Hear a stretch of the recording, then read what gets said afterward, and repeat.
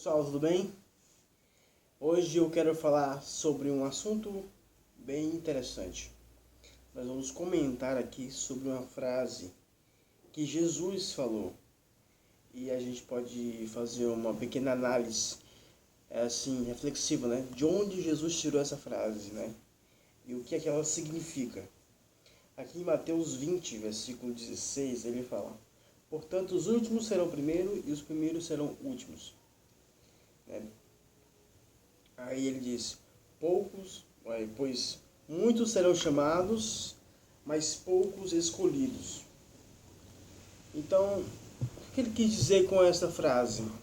O contexto já explica bastante coisas sobre o que Jesus está falando aqui, mas o que eu quero dizer é de onde ele tirou, vamos dizer assim, a inspiração para poder falar essa frase com propriedade. Para isso, você precisa voltar no tempo, até Gênesis. Em Gênesis existiam duas pessoas, filhas de Adão e Eva, Caim e Abel. Abel era forte, homem do campo, trabalhador. Abel, ao contrário, era um homem, pastor de ovelhas, que apenas cuidava das ovelhas. Quando eles apresentaram o sacrifício, de quem Deus se agradou? Do primeiro ou do último? Ou seja, do filho mais velho ou do filho mais novo? Daquele que aparentava ser mais agradável, visto que estava dando o melhor das frutas que tinha plantado, né? O melhor das coisas que eles tinham no produto da terra, ou aquele que deu em oferta um animal. Então, nós já sabemos de quem Deus se agradou, de Abel, e não de Caim. Mais na frente um pouquinho, tinha dois irmãos,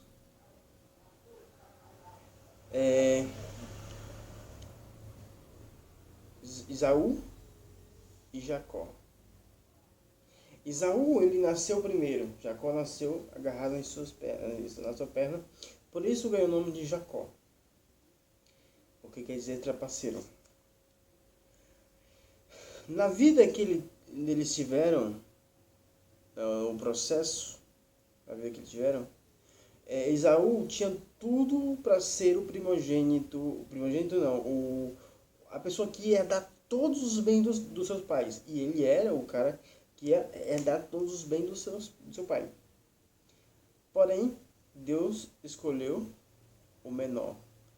O maior servirá ao menor. Já está até profetizado.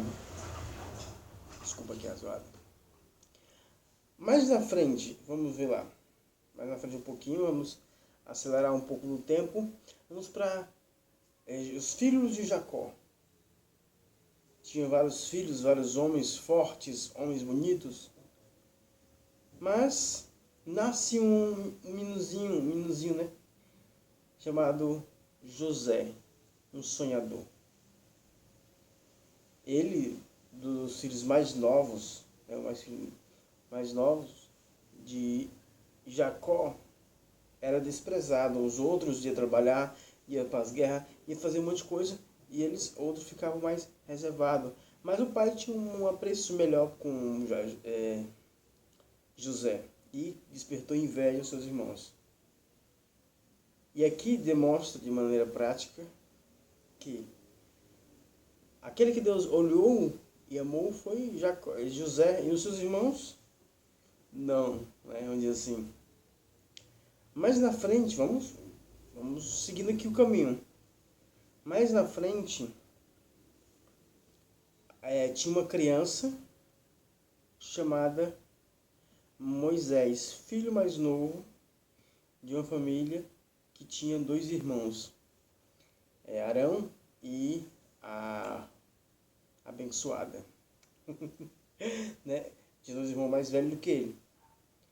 Tinha tudo para os irmãos mais velhos dele ter herdado a bênção que Deus deu para ele, de guiar o povo, mas não. Deus escolheu Moisés, o filho mais novo.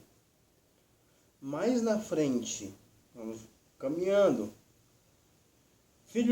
Os filhos de Jessé, os mais fortes, os mais bonitos, todos não foram aprovados por Deus, mas quando Deus olhou, por intermédio de Samuel, viu um menino franzino de cabelos ruivos, e desse Deus diz que se agrada, porque Deus não olha a aparência do homem. Então, de onde Jesus tirou essa frase? Essa frase ela já estava sendo descrita no Velho Testamento. Ela já estava sendo desenvolvida, estava sendo revelada no Velho Testamento. Jesus apenas expressou ela de maneira, usando palavras, aquilo que já estava sendo revelado de maneira prática. Deus sempre escolheu os mais pequenos, os mais jovens, os mais humildes, aqueles que as pessoas não davam muita coisa por ele, aqueles que eram mais reservados. Desta maneira, de maneira figurativa, ela também revela o que Jesus quer dizer aqui. Os primeiros serão os últimos e os últimos serão os primeiros. Porque aqueles que têm aparência de alguma coisa, esses não herdam a vida. Esses não são aqueles que Deus olha com os bons olhos, olha assim. Mas aqueles que são humildes de coração, são pequenos, é aqueles que Deus olha, e é esse que eu quero exaltar. Porque a visão de Deus é diferente da visão do homem. Por isso, quando Cristo veio, ele se humilhou. Ele não se exaltou. Quando Cristo veio, ele se humilhou na forma de homem até a morte. Ou seja, não é a demonstração do poder que revela Deus. É a demonstração da humildade que revela Deus. Aquilo que Deus quer não é a beleza. Deus quer a sinceridade. Porque a beleza do altar de Caim não foi bem vista aos olhos de Deus. Mas o altar ensanguentado, que poderia ser desprezível, Deus olhou para a intenção do coração de Abel e sentiu sinceridade. E naquele ato, um símbolo surgiu, um símbolo se demonstrou, um símbolo se revelou. Que alguém precisava morrer pelos nossos pecados.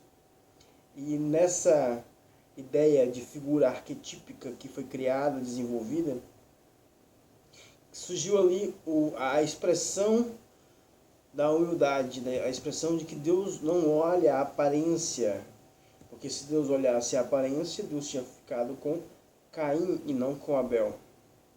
Deus não olha a aparência, porque se não Deus estivesse olhando a aparência, ele tinha ficado com Eliabe e não com Davi. Então, você precisa entender uma coisa. Se Deus olhar a aparência dos homens, então Deus teria ficado com Barrabás e não com Jesus.